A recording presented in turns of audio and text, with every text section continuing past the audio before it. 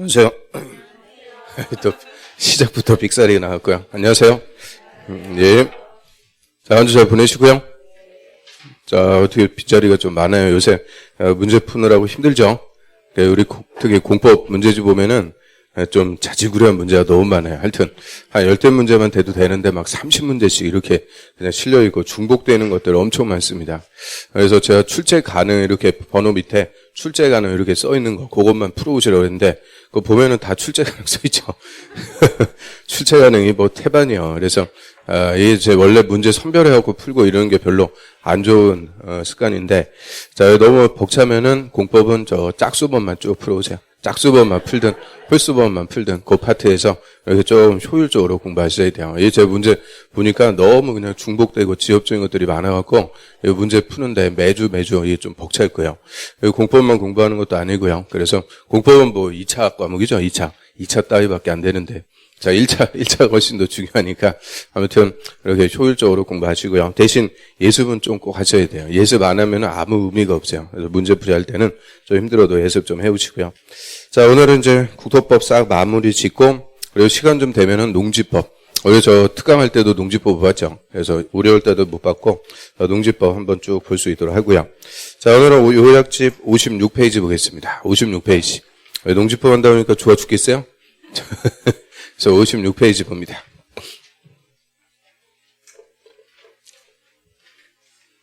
자, 오늘 저번 주에 도시군계획 시설사업까지 봤고요. 자, 오늘 이제 시설사업과 관련해서 사건보, 자, 요거부터 이어갖고 봅니다.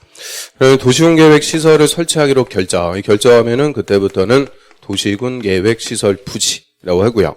자, 그럼 도시군계획 시설 부지에서는 이제 시설 사업, 우리 저번 주에 배웠던 시설 사업을 시행해줘야 되니까 사업에 지장을 주는 건물 건축 못하게 원칙적으로 금지합니다. 그래서 시설 부지에서는 원칙적으로는 건물 건축할 수가 없죠. 그래서 56페이지. 그거 맨 위에 한번 볼까요? 시설 부지에서는 원칙, 특광사 원수가 시설 부지에서 건물의 건축, 공작물의 설치를 허가해서는 안 된다. 그래서 시설 부지에서는 원칙적으로 건물의 건축이 금지입니다. 자, 그런데 그 밑에 예외 있죠. 자, 특광사 원수는 시설 결정 호실부터 2년이 지날 때까지 사업 안 하고 있을 때, 이때는 시설 부지라도 예외적으로 허가할 수 있다. 그래서 2년 내 사업 안 하고 있는데요. 자, 두 가지죠. 첫 번째, 동그라미 1번에.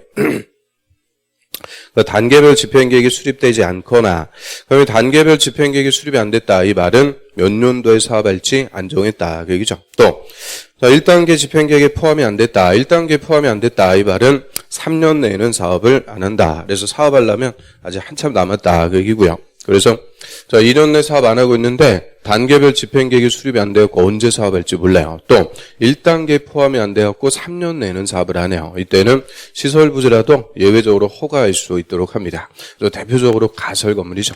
이 가설 건물의 건축을 허가해 줄 수가 있다.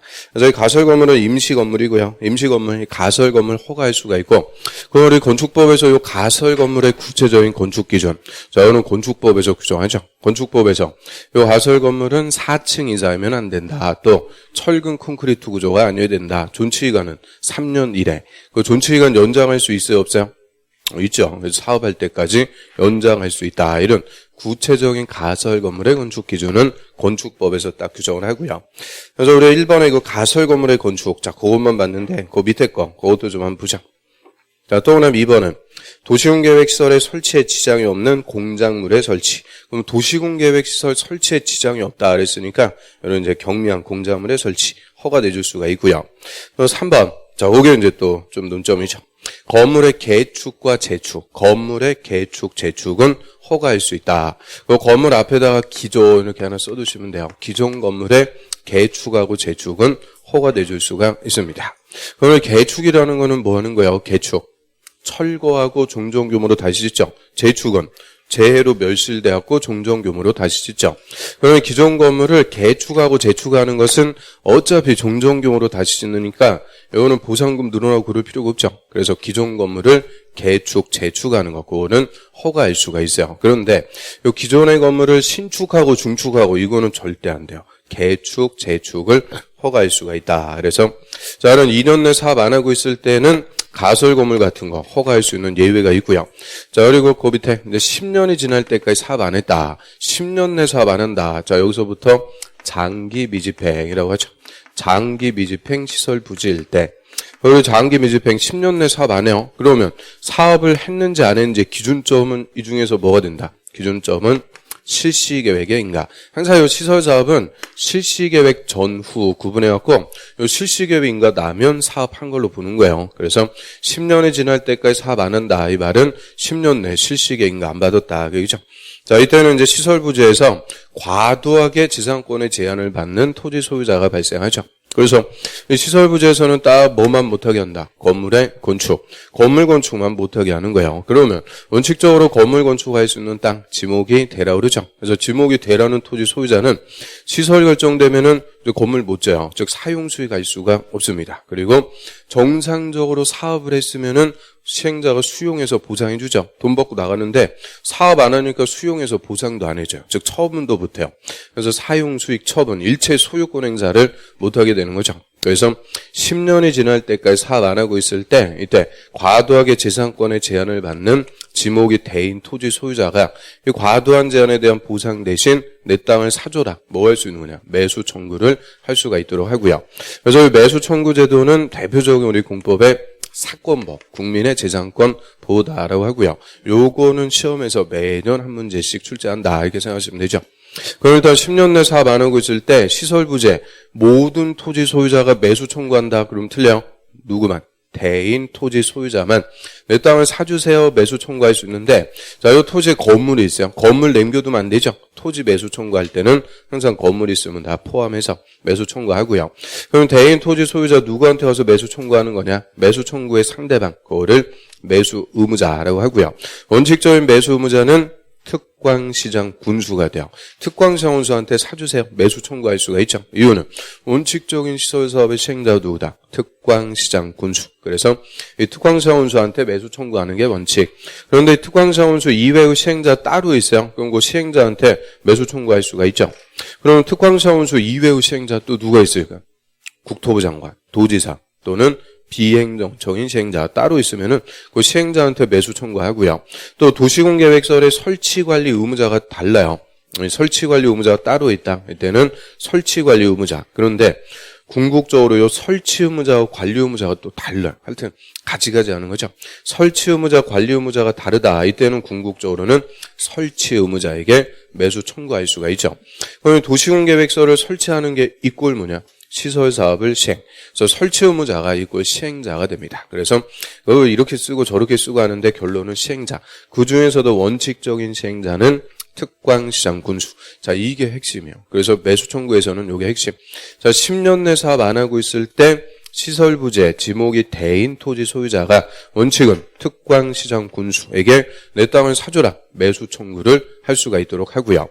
자, 이런 매수 청구를 받은 매수 의무자는 매수 청구한 토지를 매수할지 말지. 저도 일요일 날도 쉬지도 못하고 맨날 수업하니까 목이 많이 갔어요. 서로 안 좋아요. 서로 양해하면서 공부하고요. 그래서 매수 의무자는 매수 청구하면은 6개월 내 매수할지 말지 여부를 결정하고 통지를 해주고요. 자, 매수하기로 결정해서 통지했으면은 다시 2년 내 그 토지를 매수하도록 합니다. 그래서 이 매수에 걸리는 기간 6개월하고 1년. 자, 요거는 매수 청구 물어봤다. 항상 정답으로 나오는 숫자입니다. 그래서 6개월 내 매수 여부 결정해서 통지하고요. 매수하기로 했으면 2년 내 토지를 매수. 그래서 매수를 해주면 되죠. 자, 매수와 관련해서 몇 가지 좀 볼까요? 자, 57페이지에 그 위에서 바로 2번 매수 절차. 자, 매수 절차. 매수 의무자는 매수 청구받으면 6개월 내 매수 여부 결정해서 통지하고요. 매수하기로 했으면 다시 2년 내 매수해줘라. 자, 이런 매수 청구한 토지의 매수 가격 절차 등에 관해서는 공치법을 준용합니다. 공치법. 우리 수용할 때도 공치법, 매수 청구해서 매수할 때도 공치법. 항상 토지를 취득할 때는 무슨 법이냐? 공치법. 그리고 매수해줄 때 매수 대금 반영법 밑에 원칙. 자, 매수 의무자는 매수 청구받은 토지를 매수할 때는 현금 지급이 원칙입니다. 현금 주는 게 원칙. 그런데 다만 예외가 있죠. 매수 의무자가 지자체인 경우에는 채권 발행해서 지급할 수 있다. 그 채권의 이름을 도시군 계획 시설 채권. 시설 채권 발행해서 지급할 수가 있고요. 자, 첫 번째 논점. 매수무자가 지자체일 때만 시설 채권을 발행해서 지급할 수가 있죠. 국가 안 됩니다. 지방공사 안 됩니다. only 지자체일 때만 발행할 수가 있고요. 사유는 두 가지. 그 기록번에 토지 소유자 원할 때, 그럼 토지 소유자가 현금 주겠다는데, 저는 현금 대신 채권 주세요. 원하는 경우는 있어요, 없어요? 없어요. 그래서 채권 받으면 그 자리에서 손해보는 거니까 채권 주세요. 원하는 경우는 없죠. 그래서 그 니은바 원하지 않아도 발행할 수 있는 경우, 그게 핵심. 그 부재부동산 소유자의 토지, 비부재지주의 토지거나 법인의 비업무용 토지. 자, 이것들은 실수요가 아니고 투기수요. 투기수요로서 그 매수대금 3천만 원 초과할 때 초과하는 금액은 소유자가 원하지 않아도 채권을 발행해서 지급할 수가 있고요. 그래서 시설 채권은 소유자 원할 때만 발행할 수 있다. 그럼 틀려요. 원하지 않아도 다 발행할 수가 있죠. 그 밑에 시설 채권의 사환기간 10년입니다. 우리 매수 청구도 몇 년 내 사업 안 하면? 10년. 10년 내 사업 안 하면 매수 청구하죠. 이때 발행하는 시설 채권도 10년짜리 채권이 되고요. 그 밑에 적용 법률. 시설 채권의 발행 절차는 그 밑에 줄 지방재정법이 정하는 바에 따른다. 지방재정법. 그럼 시설 채권은 지자체가 발행. 성격은 지방채. 지방채 적용 법률은 지방재정법이 되죠. 그래서 그 위에 매수 절차에서 매수 가격 절차는 공치법. 시설 채권의 발행 절차는 지방재정법. 요 법률 이름 싹 바꿔주는 게 가장 기본이죠. 그래서 매수를 해주면 돼요. 매수를 해주면 되는데, 매수 청구했는데 6개월 내 매수 못 해주겠다. 매수 거부 결정해서 통지를 해요. 또는 매수하기로 해놓고 2년이 지날 때까지 매수를 안 해줘. 그럼 매수 거부를 했든, 매수 지연이 있든, 매수 청구했는데 매수 안 해준다. 그얘기죠. 이때는 시설부재, 건축제한이 완화가 돼서 시설부재라서 허가받아갖고 일정한 건물은 건축할 수 있도록 해줍니다. 그래서 이 건물 건축하려면 무조건 뭐는 받아야 되냐? 개발행위, 허가는 다 받아야 돼요. 그래서 매수 안 해줄 때, 맨 밑에 그 가로 4번, 건축제한의 완화. 매수 청구한 토지의 소유자는 매수무자 매수하지 않기로 했을 때 또는 매수하기로 해놓고 2년이 지날 때까지 매수 안 해줄 때, 즉 매수 청구했는데 매수 안 해줘요. 이때는 허가받아갖고 일정한 건물이나 공장을 설치할 수 있습니다. 박스에 보면은 단독주택 3층이야, 1종근생 3층이야, 2종근생 3층이야, 공작물 이런 것들 허가받아갖고 건축할 수 있다. 그럼 일단 3층 이하요. 4층부터 안 되죠. 3층 이하에 단독 1종근생, 2종근생. 공동주택은 안 돼요. 공동주택은 아예 안 되고요. 그다음에 그 첫 번째 단독주택은 협의의 단독주택을 얘기해요. 용도가 아니고 단독주택을 얘기하는 거죠. 그다음 1종근생, 2종근생, 3층 이하 다 의미는 뭐냐? 싼 거, 돈 안 되는 것만 허가받아갖고 건축할 수 있도록 규제합니다. 그래서 싼 것만 허가받아 건축해라. 그런데 다시 그 이종원생 중에서 돈 되는 것도 있죠. 그 4개는 또 제외요. 단란주점, 안마방, 노래방 이런 거 읽으면 되고 그 맨 앞에 다중생활시설, 그게 뭐예요? 고시원 이런 것들 다 안 됩니다. 싼 것만 허가받아갖고 건축할 수 있도록 하고요. 다음 페이지 넘겨보시면은 두 번째, 그 시설 결정의 해제. 자, 여기 이제 두 번째 논점이죠. 자, 바로 1번의 동그라미 1번 봅니다. 자, 특광시황 운수. 이 특광시황 운수가 원칙적인 시행자라고 그래요. 자, 특광시황 운수는 시설 결정이 고시가 된 도시군 계획 시설을 설치할 필요가 없어졌거나 또는 밑에 줄 10년 또는 10년이 지날 때까지 사업을 시행하지 않을 때는 현황과 단계별 집행 계획을 지방의회에 보고하도록 합니다. 그래서 10년 내 사업 안 하고 있다. 이제 두 번째 효과. 특광시황 운수가 의무적으로 지방의회에 보고해야 돼요. 지방의회 보고. 일단 보고는 누가 하는 거냐? 특별시장, 광역시장, 시장 또는 군수. 원칙적인 시행자의 특광시황 운수가 그 현황 등을 지방의회에 보고하고요. 그 밑에 보면 보고를 받은 지방의회는 해제하세요, 권고를 할 수가 있죠. 자, 권고라는 것은 상대방에게 권유. 이 권고는 꼭 따라야 될 의무가 없는데, 자, 여기서는 권고라고 표현하지만 의미는 명령입니다. 해제 명령. 그래서 해제 권고하면은 지자체장은 의무적으로 시설 결정을 해제를 해줘야 돼요. 자, 밑에 해제 결정, 동그라미 1번 의무. 자, 지자체장은 그 밑에 줄 특별한 사유가 없으면 그 해제 권고를 받은 날부터 1년 내 해제 결정을 해줘야 된다. 의무입니다. 그래서 해제 권고하면 의무적으로 1년 내 시설 결정 해제해라. 그 얘기인데, 여기서 이제 따져볼게. 자, 특별시장하고 광역시장은 해제 권고 받았어요. 자, 여자들은 결정권 있다 없다? 특별시장, 광역시장은 결정권이 있죠. 그래서 해제 권고하면 1년 내 해제 결정해줘야 돼요. 그런데 시장하고 군수가 해제 권고받았어요. 시장원수는 결정권이 있다 없다? 없다. 시장원수는 결정권자 아니니까 시장원수가 직접 해제 결정한다. 이러면 틀려요. 시장원수는 도지사한테 해제 결정을 신청만 할 수가 있죠. 그래서 밑에 보면 동그라미 2번. 시장원수는 도지사가 결정한 도시군관리계획 해제가 필요하면 도지사한테 해제 결정을 신청하고요. 신청을 받은 도지사는 1년 내 해제 결정해야 된다. 그래서 결론. 이 지방의회가 보고하면은 지자체장은 1년 내 해제 결정해서 풀어줘라. 그 얘기인데, 자, 여러분 이제 나누죠. 특별시장, 광역시장은 직접 1년 내 해제 결정. 시장 군수는 도지사한테 해제 결정을 신청해서 도지사가 1년 내 해제 결정을 해주게 되죠. 그 도지사가 1년 내 해제 결정한다. 그게 23회 때 정답집은. 또 옆 페이지. 세 번째 효과입니다. 그리고 3번. 해제 2반을 신청. 떠나면 1번. 시설 결정호실부터 역시 10년 떠나면 10년 내 사업이 시행되지 않는데 단계별 집행계획상 실효될 때까지 집행계획이 없다. 그럼 실효될 때까지 집행계획이 없다. 이 말은 실효될 때까지 사업 안 한다. 그죠? 그래서 집행계획이 없으면 그 시설 부지의 토지 소유자, 여기서 토지 소유자는 지목이 대로 한정하지 않습니다. 모든 토지 소유자는 그 이반권자에게 해제 2반을 신청할 수 있다. 그래서 해제 주세요. 도시군관리계획 2반을 신청할 수가 있대요.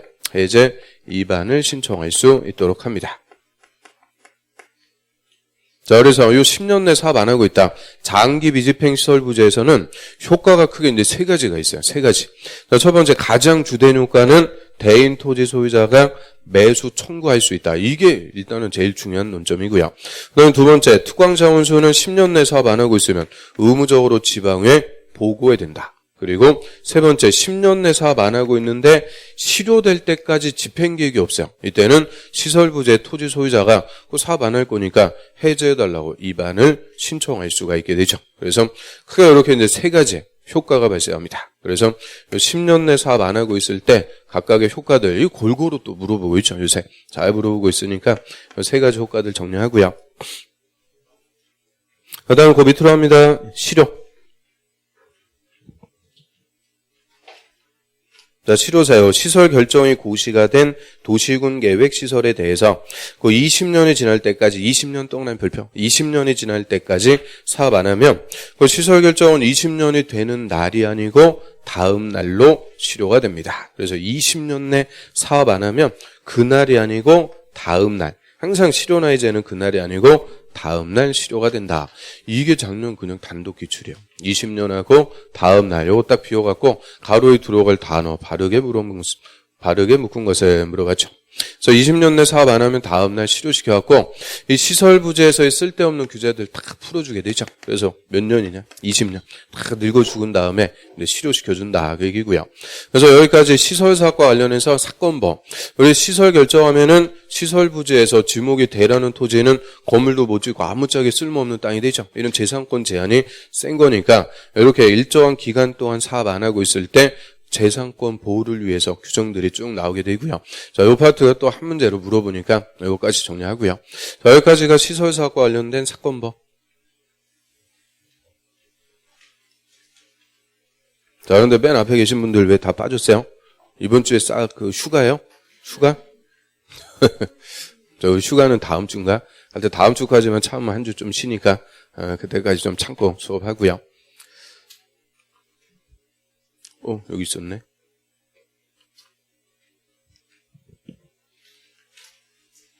자, 그 다음에 한 페이지 넘겨보세요. 자, 60페이지. 네, 지구단위 계획. 자, 이 지구단위 계획 파트가 도시군관리계획 체계에서는 이제 마지막이죠. 선계획 파트. 마지막인데요. 자, 지구단위 계획은 도시군계획 수립 대상자. 우리 도시군계획 수립 대상자 가면 특별시, 광역시, 시 또는 군.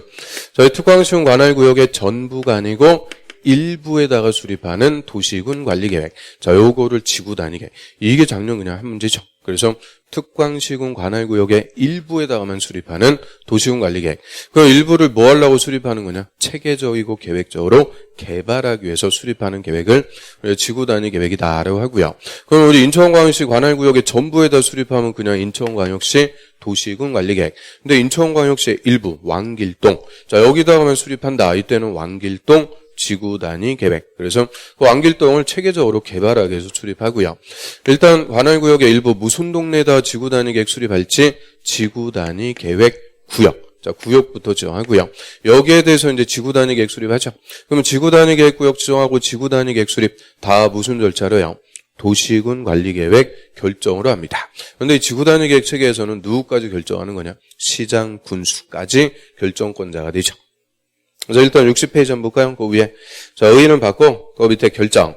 자, 지구 단위 계획 구역과 지구 단위 계획은 국토부 장관, 시도지사 누구까지? 시장, 군수까지 다 도시군 관리 계획으로 결정해서 합니다. 이 지구 단위 계획 파트는 시장, 군수까지 결정권자가 되고요. 자, 밑에 지구 단위 계획 수립 기준은 항상 변함없이 국토부 장관이 정해주죠. 그럼 먼저 이 관할구역 일부 무슨 동네 지구 단위 계획 수립할지 구역부터 지정을 해요. 이 지구 단위 계획 구역 지정하는 대상을 보니까 자, 크게 이제 두 가지로 나눠져요. 도시지역 안에서. 그럼 도시지역에서는 지구 단위 계획 구역 지정하는데 별다른 문제가 없어요. 이 지구 단위 계획 구역 지정에서 궁극적으로 뭐 하겠다? 개발. 체계적으로 개발. 근데 도시지역이라는 용도지역은 개발 목적의 용도죠. 그래서 지구 단위 계획 구역 지정에서 개발하는데 아무 문제가 없어요. 그래서 얼마든지 개발할 곳에 지구 단위 계획 구역 지정할 수 있고요. 다만 이 중에서 일정한 요건이 추가가 됐다. 이때는 의무적으로 지구 단위 계획 구역을 지정하고요. 이 법에서 반드시 지정해라. 의무로 규정하니까 어떻게 보면 단순 암기. 요거를 시험에서는 또 잘 물어보죠. 그 다음 비도시 지역에서는 원칙은 지구 단위 계획 구역 지정 못해요. 이유는 비도시 지역은 개발할 곳이 아니고 뭐 할 곳이다? 보존할 곳이니까 함부로 지구 단위 계획 구역 지정에서 개발 못하죠.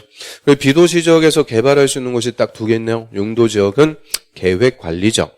계획관리지역은 도시지역에 준해서 관리하다가 도시적으로 개발할 것.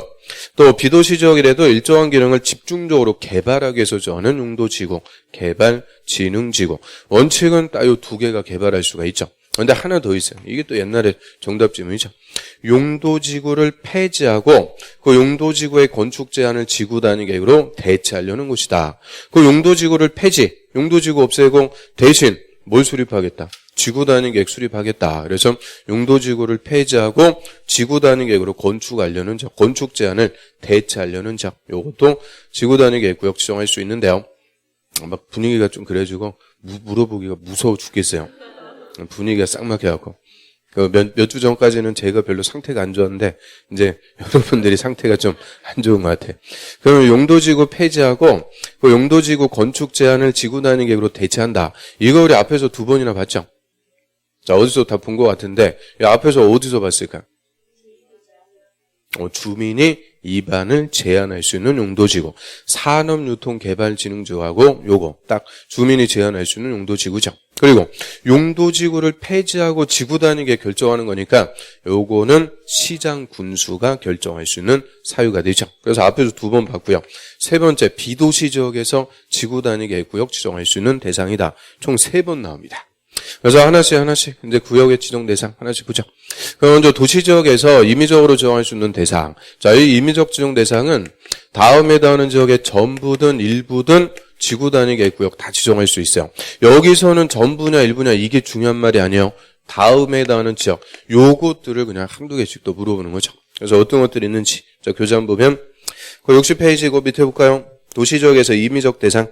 다음에 해당하는 지역의 전부냐 일부냐 이게 중요한 게 아니고 다음에 해당하는 지역에 지정할 수 있다. 그래서 첫 번째 용도지구. 이거 아주 잘 물어보죠. 항상 1번이니까 제일 잘 물어봐요. 그 용도지구 대표적으로 취락지구. 취락지구의 전부든 일부든 지구 단위계 구역 지정할 수 있다. 우리 취락지구는 뭐 하려고 지정해요? 주민이 살기 좋은 마을로 개발시켜주자. 그래서 일단 그 주민들이 살고 있는 마을에 취락지구가 지정이 돼요. 그 취락지구를 체계적으로 개발하고 싶어요. 그럼 다시 그 취락지구를 또 뭘로? 지구 단위 계획구역으로 또 지정할 수도 있다. 그래서 용도지구에 지정할 수 있고요. 그 다음에 개발 예정지들. 개발 예정지들 뭐 많죠. 도시개발구역, 신도시개발, 정비구역. 에이, 놈의.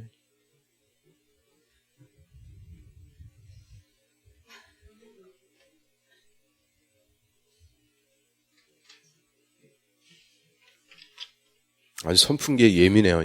에어컨보다 선풍기가 더 중요해. 자, 개발 예정지역. 도시개발구역, 신도시개발. 정비구역은 구도시 재개발. 택지개발지구도 신도시 개발하고요.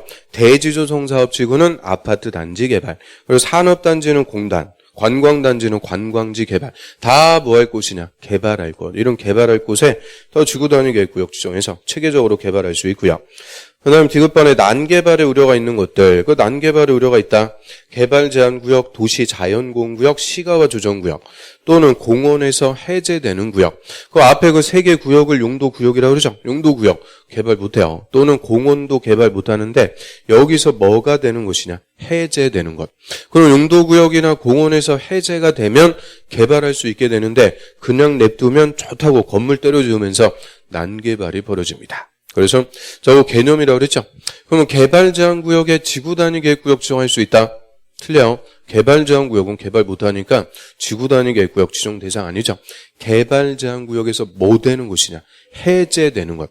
도시자연공원구역에 지구단위 계획구역 지정할 수 있다. 틀려요. 도시자연공원구역에서 해제되는 것이죠. 해제.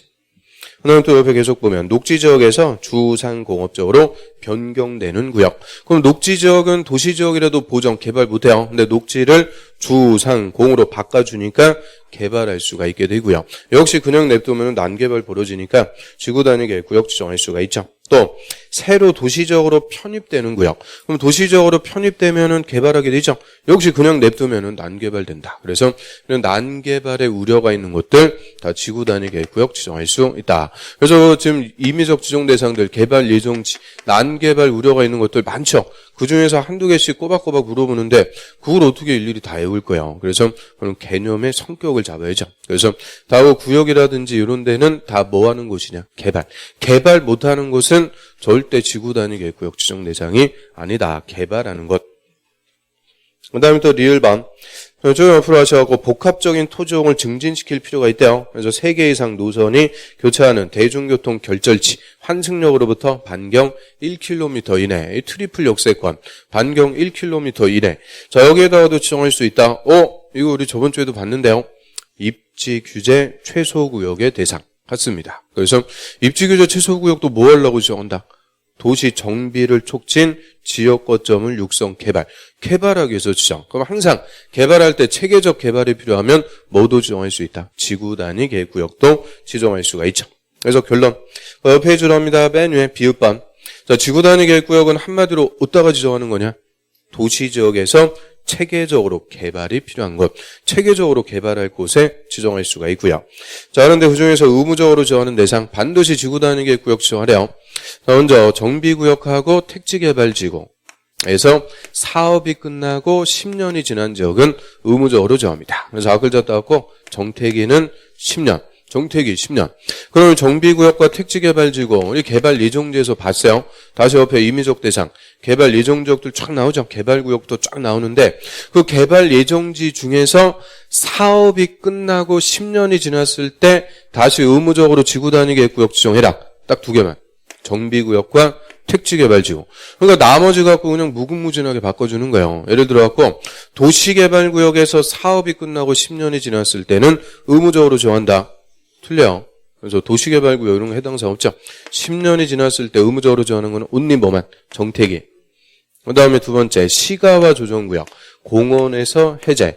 녹지에서 주상공으로 변경되는데 그 면적이 30만 제곱미터 이상. 역시 앞글 졌다면 시공록. 시공록 3개니까 3. 10만 하면 안 돼요. 30만 이상. 그러면 시공록. 자, 요거는 우리가 어디서 본 거냐? 난개발의 우려가 있는 것들. 난개발의 우려가 있는 것들 다 지구단위 계획구역 지정할 수 있죠. 그 중에서 딱 요 3개는 면적이 30만 이상이면 지정할 수가 있는 게 아니고 해야 된다. 의무로 바뀌는 거죠. 그래서 의무적 지정 대상은 하늘에서 뚝딱 떨어지는 게 아니고 다 어디에 있는 거냐? 임의적 대상. 근데 이 중에서 요건이 추가되니까 의무적으로 지정하는 거죠. 그래서 결론적으로 의무적 지정 대상은 딱 5개요. 정택이, 시공록. 정택이는 10년, 시공록은 30만 이상. 요건이 추가되니까 의무적으로 지정합니다. 그래서 이거 단순한 게 어떻게 보면 다 외웠죠. 정택이 10년, 시공록 30만. 그걸 물어보면 틀릴까? 아무튼 그래서 배우는 거랑 또 문제 푸는 거랑 달라요. 자, 하고 문제 풀어봐야죠. 그 다음 비도시 지역을 합니다. 비도시 지역은 자, 두 개. 계획관리지역과 개발진흥지구에 지정하기 위한 요건. 아주 엄격한 요건 하에 지정할 수가 있고요. 먼저 계획관리지역의 지구단위 계획구역 지정할 때는 먼저 이 계획관리지역의 전체 면적의 50% 이상. 나머지는 관리지역에 돼. 생산관리 아니면 보정관리. 그럼 저 비도시 지역에 일단의 토지에 지구단위 계획구역 지정하려고 그래요. 이 중에서 딱 면적의 반, 50% 이상은 무슨 지역이냐? 계획관리지역. 그럼 나머지가 있습니다. 요 나머지도 관리지역에 돼요. 생산관리 아니면 보정관리. 나머지가 농림지역일 것 그러면 틀려. 그래서 나머지도 관리지역. 그 다음에 계획관리지역의 지구단위 계획구역 중에서 개발시켜주려면 최소 면적이 3만 제곱미터 이상은 돼야 된다. 그래서 원칙 면적 3만 이상. 그럼 3만 제곱미터 해봤자 이거 넓은 거 아니라고 그랬어요? 가로가 200m, 세로가 150m. 200 곱하기 150 이게 3만이죠. 그럼 이 정도면은 애들 학교 운동장 크기도 한대요. 그래서 최소 지구단위 계획구역 지정해서 개발시켜 주려면 3만 이상인데 다시 아파트나 연립주택 건설 계획이 포함이 돼요.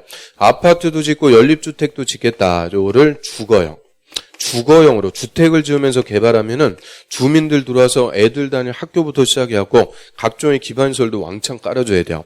그래서 3만, 요거 택도 없어요. 요거 10배. 얼마 이상이냐? 30만 이상을 요구합니다. 그래서 원칙, 왜 저번주에 계획관리지역에 아파트 건축할 수 있다? 없다? 자, 계획관리지역에서 아파트 건축할 수 있어요? 없어요? 자, 말을 이렇게 하지 말고 명확하게 있다 없다. 없다. 원칙 계획관리지역은 4층 이하 아파트 지을 수 없는 것. 그 문제도 안 풀어왔죠. 자, 아무튼 그래서 계획관리지역은 원칙은 아파트 못 짓는 거예요. 그런데 우리가 좀 이따 볼 지구단위 계획으로 아파트도 지을 수 있게끔 건축 제한을 풀어주면은 그때 이제 아파트 지을 수가 있고 그때는 면적이 얼마 이상이냐? 30만 이상. 특혜를 주니까 30만 이상. 10배를 요구하는 거죠. 그래서 원칙적으로 아파트 못 짓는 거니까 이게 원칙이 아니라고 그랬어요. 원칙은 얼마 이상이냐? 3만 이상. 아파트 연립주택을 지으면 30만 이상. 근데 다시 30만 하면 너무 넓어지니까 초등학교 확보했다. 그러면 또 얼마 이상이냐? 10만. 이런 쓰잘데기 없는 거. 그래서 10만 이런 거는 시험에 안 물어본다 그랬어요. 3만, 30만. 딱 두 개만 정리해 주시면 되죠. 그래서 이 두 개 요건이 핵심이고요. 나머지 것들 또 보면 자, 디귿번호 보시면은 해당 지역의 도로, 수도, 하수도 같은 기반시설 공급할 수 있어야 된다. 난개발을 방지하기 위해서 뭐부터 깔아줘야 되냐? 기반시설. 또 1번에 자연환경, 경관, 미관 해치지 않고 문화재 훼손 우려도 없어야 된다. 개발도 좋은데 주변의 환경 싹 다 파괴하면서 개발하고 그러면 안 되죠. 그래서 그 디귿번, 리을번 그런 거 읽어보면 당연하니까 계획관리지역의 요건 물어봤다. 딱 물어볼 거는 요 두 개요. 요 두 개니까 확실하게 정리하면 되죠. 그 다음에 또 하나 2번에 개발진흥지구. 자, 개발진흥지구도 지구단위 계획구역 지정할 수 있는데요. 계획관리지역 요건 똑같이 갖고 가는 거예요. 개발진흥지구도 지정하려면 면적 3만 이상, 아파트 연립주택 지으면 30만 이상 똑같습니다. 그 다음 기반시설 공급할 수 있어야 되고 자연환경 등의 훼손 우려가 없을 것. 똑같은 요건인데 다만 요 개발진흥지구는 용도지구입니다. 우리 용도지구는 용도지구만 하나 딸랑 지정된 토지가 없어요. 항상 베이스가 뭐냐? 용도지역. 그래서 이 개발진흥지구라는 용도지구가 일정한 용도지역에 있어야만 지구단위 계획구역으로 지정을 해줄 수가 있죠. 이게 개발진흥지구에서는 특별한 요건이죠. 그럼 개발진흥지구는 5개 있네요. 주거, 산업유통, 관광, 휴양, 복합, 특정. 주산, 관복, 특 5가지가 있고요. 이 5개 개발진흥지구가 각각 일정한 용도지역에 있어야 돼요. 그럼 다 하려고 그러면 끝도 없으니까 우리 인간적으로 첫 번째 거라도 한다 그랬죠. 주거개발진흥지구. 마지막 거예요. 특정개발진흥지구. 얘들은 오직 무슨 지역에 있어야 되냐. 계획관리지역에 있을 때만 지구단위 계획구역으로 지정할 수 있다. 그럼 주거개발진흥지구는 말 그대로 주택 지으면서 개발하죠. 그러면 비도시에서 대규모로 개발할 수 있는 것은 어디밖에 없는 거냐? 계획관리지역. 그래서 주거개발, 특정개발진흥지구는 오직 계획관리지역에 있어야만 지구단위 계획구역 지정할 수 있고요. 자, 요거는 2번이나 기출이니까 주거개발진흥지구는 계획관리지역에 있어야 된다. 요거는 좀 알아야죠. 그래서 맨 밑에 그 A번이죠. 주거개발. 그 옆에 복합개발은 신경 쓸 필요 없어요. 얘는 복합 짬뽕이니까 신경 쓸 필요 없고. 끝에 특정개발진흥지구는 땡땡. 계획 관리 지역에 있을 때만 지정할 수 있다. 그 다음에 또 한 페이지 넘겨보시면 B번에 산업유통 그리고 복합개발진흥지구 얘들은 좀 더 되죠. 계획관리, 생산관리, 농림 그거 두 개 다 있고요. 그래서 그 맨 밑에 거 관광휴양개발진흥지구 자 요거 하나만 더 볼게요. 관광휴양개발진흥지구는 무슨 지역에 있으면 비도시, 도시적 외의 지역에 있으면은 얼마든지 지구 단위 계획구역으로 지정해 줄 수 있다. 그래서 관광지 개발하는 거니까 비도시에 있으면 다 지정할 수 있고요. 그래서 요거는 보면 되고 주거개발, 특정개발진흥지구는 계획관리지역에 있어야 되죠.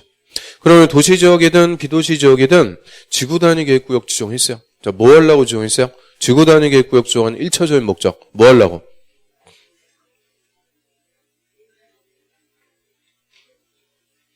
아무 생각 없는 거죠. 지구단위 계획을 수립하려고 지정한 거죠. 지구단위 계획을 수립하려고 지정한 구역. 에휴. 자, 그래서 지구단위 계획부터 수립을 해줘야 돼요.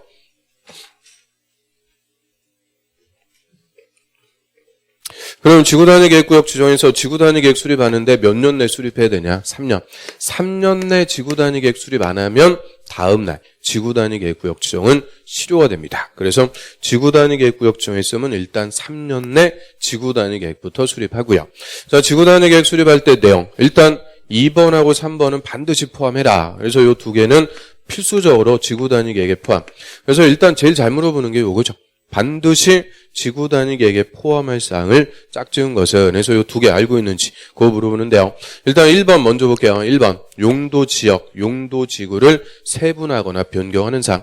그럼 이 말은 지구단위 계획으로 용도지역, 용도지구 세분 변경할 수 있다 없다? 있다.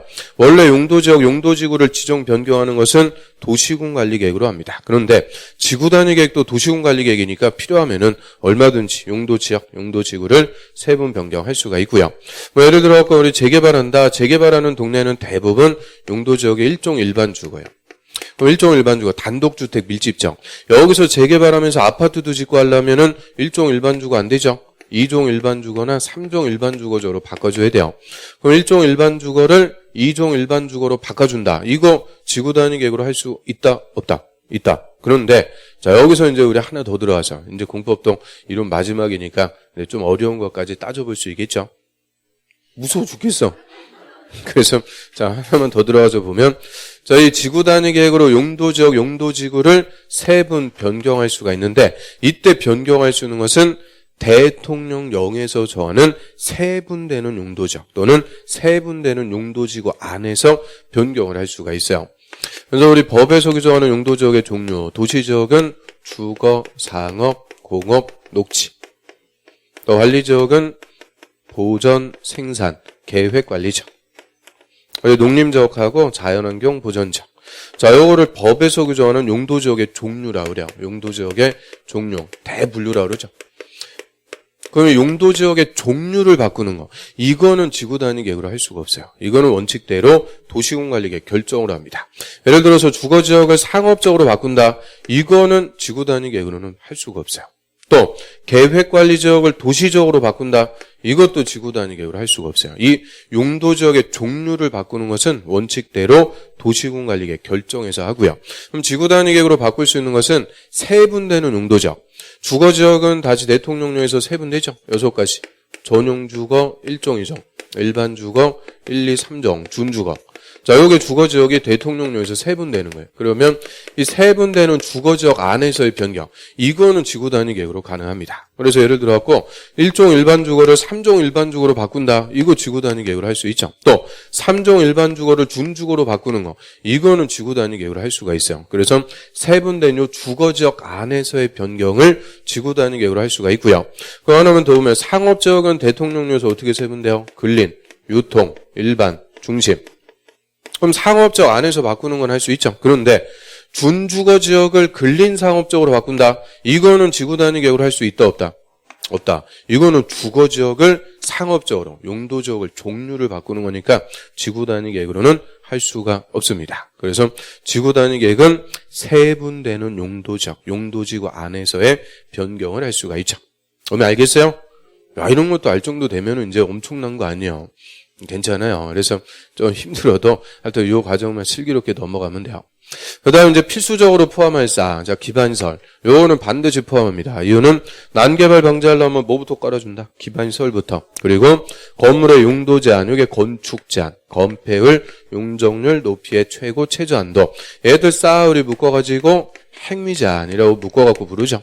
그런데 시험에서는 행위 제한 이렇게 안 나와요. 이 중에서 하나, 건물의 용도 제한은 지구 단위계획에 반드시 포함해야 된다. 맞는 거예요. 건물의 용도 제한이 다 뭐의 내용? 행위 제한의 내용이죠. 그래서 행위 제한도 반드시 포함. 그런데 이 지구 단위 계획으로 행위 제한 포함할 때 행위 제한은 강화하는 거예요? 완화해 주는 거예요? 행위 제한을 완화해서 다 죽어가는 목소리로 그래도 대답은 또 잘해요. 그래서 행위 제한은 완화해서 반드시 포함합니다. 일단 행위 제한 강화한다 이러면 틀려요. 강화하는 게 아니고 완화해서 반드시 포함합니다. 이거는 개발할 수 있게끔 행위 제한 풀어주는 거죠. 그래서 국토법, 그리고 건축법, 주차장법에 일정한 규정들을 지구 단위 계획으로 완화해 줄 수가 있도록 하고요. 그래서 62페이지 볼까요? 맨 밑에. 하루 3번 법률 규정의 완화. 자, 여기 행위 제한 완화해 주는 건데 그 옆에 타이틀에 보시면은 요새는 아주 집중적으로 물어보는 거예요. 지구 단위 계획에서 가장 집중적으로 물어보는 파트죠. 그럼 지구 단위 계획으로 완화해 줄 수 있는 규정. 자, 옆 페이지 갑니다. 맨 위에 국토법에서는 용도 지역, 용도 지구의 건축 제한, 건폐율, 용적률.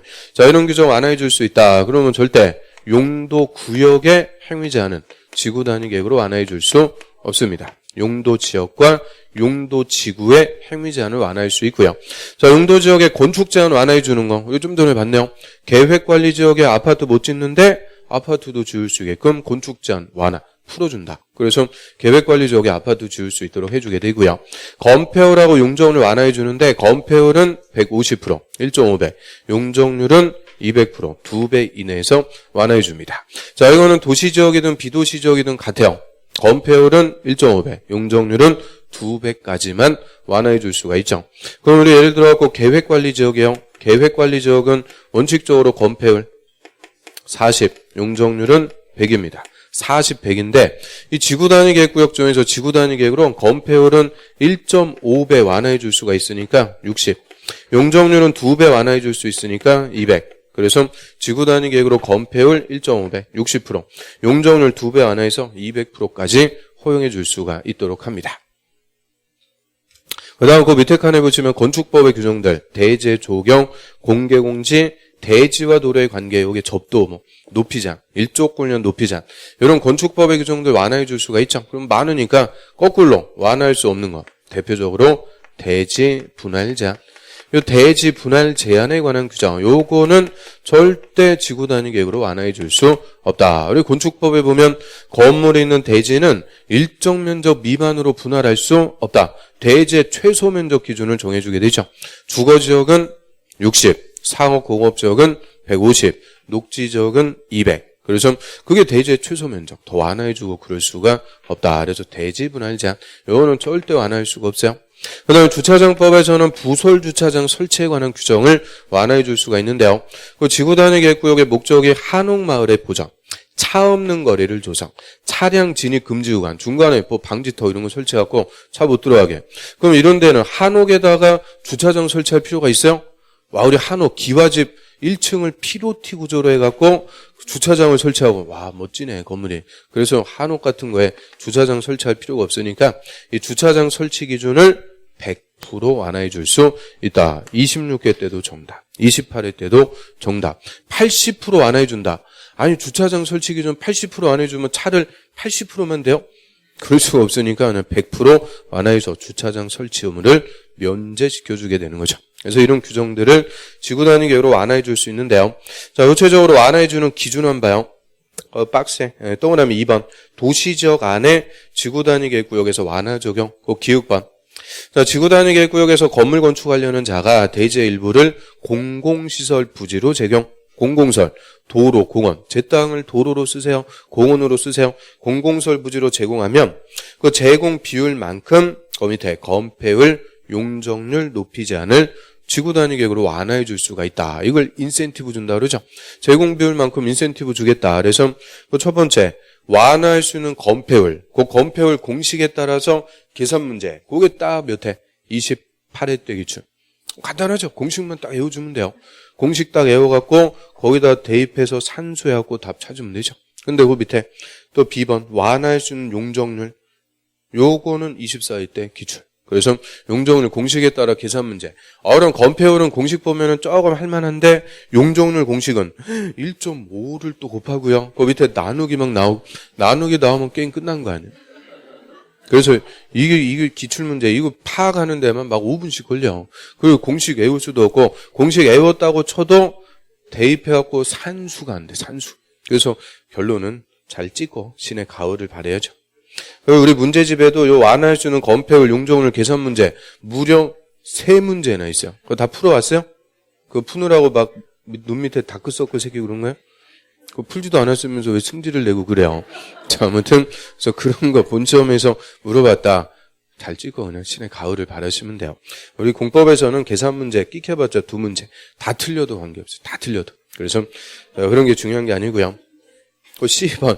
자, 그거는 아직 안 물어봤어요. C번. 그럼 이제 물어볼 가능성이 제일 높은 거는 그겁니다. 높이 제한. 그래서 좀 애우고 싶다. 그러면 그거 하나 좀 애워주시면 되죠. 그 다음 밑에 주차장 설치 기준 몇 프로 완화해준다고요? 100%. 그리고 디귿번. 그게 결론이에요. 완화해줘도 건폐율은 150. 용적률은 200%를 각각 초과할 수는 없다. 그게 결론. 그 다음에 또 그다음에 3번에 비도시 지역에서 지구 단위 계획구역이에요. 자, 여기서는 기억번 건폐율하고 용적률 똑같네요. 건폐율 1.5배, 용적률 2배까지 완화해 줄 수 있고 건축 제한도 완화해 줄 수 있습니다. 그런데 자, 비도시 지역은 옆에다 하나 쓰세요. 높이 제한 X. 비도시 지역의 지구 단위 계획구역에서는 높이 제한을 완화해 준다. 이거는 없습니다. 높이 제한 완화는 없다. 이유는 저희 비도시 지역 시골에서 건물 높게 짓고 그럴 이유가 없죠. 그래서 높이 제한을 풀어주고 그럴 필요는 없습니다. 이게 29회 때는 정답이었어요. 그래서 도시적 외의 지구 단위 계획구역에서는 높이 제한을 완화해 줄 수 있다. 그럼 틀려요. 높이 제한 완화는 없습니다. 그런 내용에 대해서 이제 지구 단위 계획 수립. 그러면 수립하면 효과.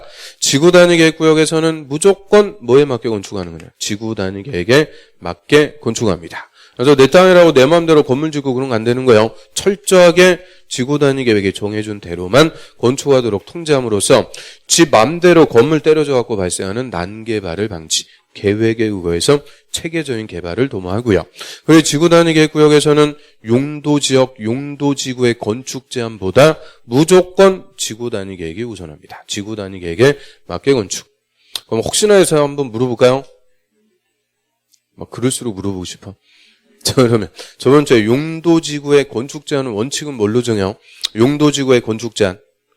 조례로 정하는 게 원칙. 그런데 조례가 아닌 게 예외가 4개가 있죠. 고, 자, 집, 개. 개자가 뭐예요?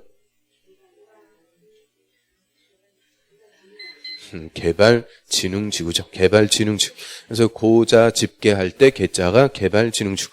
개발진흥지구는 조례가 아닙니다. 그럼 개발진흥지구의 건축 제한 1순위 뭐겠어요?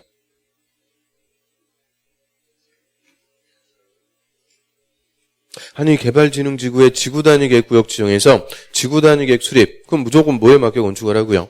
지구단위 계획. 그러니까 개발진흥지구는 1순위가 지구단위 계획이 되는 거죠. 지구단위 계획에 건축 제한을 적용합니다. 지구단위 계획이 없으면 개발계획에 위반해서 건축할 수 없다. 그래서 개발진흥지구의 건축 제한은 지구단위 계획, 지구단위 계획. 이게 하나씩 그래서 저번 주에 용도지구하고 오늘 지구단위 계획 하면서 연결고리가 하나씩 이렇게 맺어지면서 공부하는 재미가 생기고 그러지 않아요? 절대 안 생겨. 자, 아무튼 그래서 개발진흥지구는 지구단위 계획. 그 다음 한 페이지 넘겨보세요.